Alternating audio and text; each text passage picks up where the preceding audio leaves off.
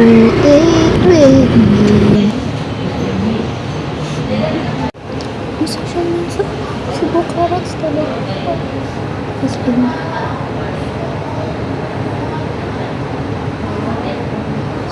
Wala talaga ako. Nakilala ko ng admin.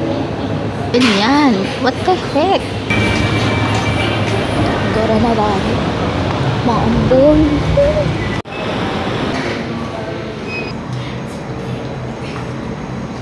This one. Nagawa na kasi na.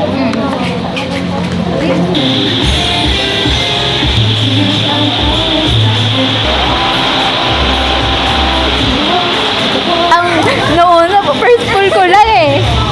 Ay, okay lang. Naboard ako, kaya naisipan ko mag-record. Tapos may dumating bigla.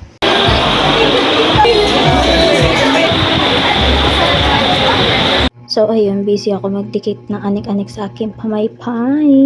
Because he has the most fans. To those who came here for the very first time, this is their very first 17 event or 17 Cebu event. Welcome! Okay, this is your first, but I think it will not be the last. Of course.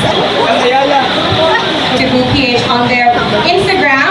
Then, we'll get Dito, nagtatawag na yung host ng bawat bias. Ayan ako kay Woozy. Tuwang-tuwa ang bata. Woodland!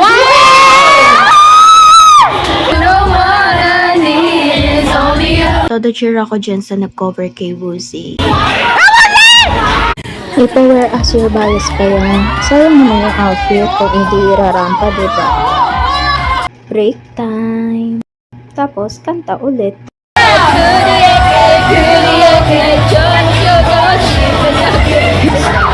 Go, Kwan!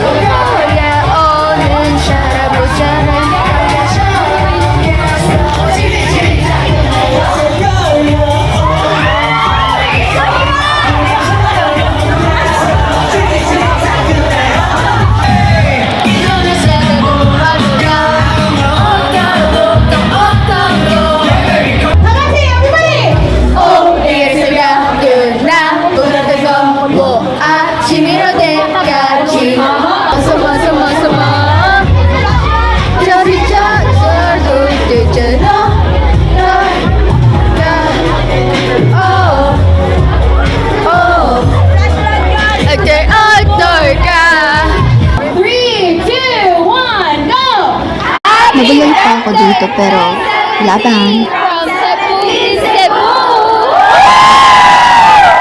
Happy birthday to you! May pa-random dance play. Pero kahit di alam ang choreo, laban.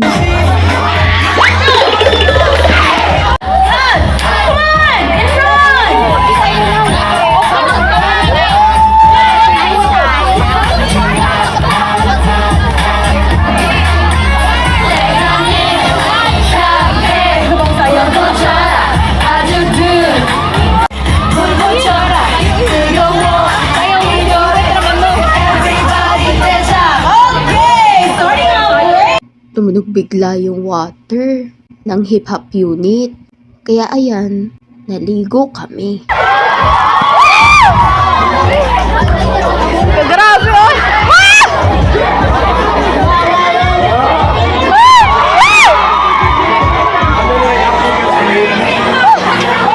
Paliguan ako, Diyos ko! Water! Water! Water! Water! Water! Water! Sensya na hindi kita yung dancers against the light. Parang kinukuha talaga sila ni Lord. Pero ang gagaling nila. Maestro and Lala, lala, lala, lala. Dito nagsastory na yung host, which is lahat kami talaga nakarelate. Parang lahat ng naramdaman namin pinag-isa na niya instead na mag-isa-isa kami. Then, at the same time talaga, hindi mo talaga akalain na sobrang tagal na niya sa kanila. Like, mula sa kanya, siya 10 years. Ako, napaisip din ako na tumatanda na sila. Hindi ko rin alam kung hanggang kailan na lang ba ito pagiging fangirl ko. Aside dun sa mga sinabi rin ng host, binanggit din niya yung di mo kailangan mainggit sa ibang nakaka-attend ng concert. Life mo as a fan, yung mga taong nakasuporta ba sa'yo, yung pinagdadaanan mo everyday, at ramdam mo meron pang nagpupush sa'yo para magpatuloy.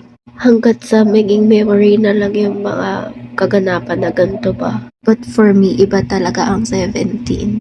Kasi nakilala ko sila ng panahong hindi ko na maintindihan sarili ko. Especially those tough days talaga.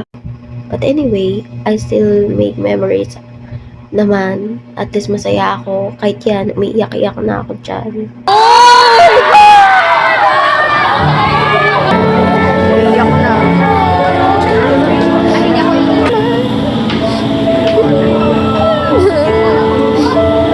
Akala ko tapos na. Meron pa pala.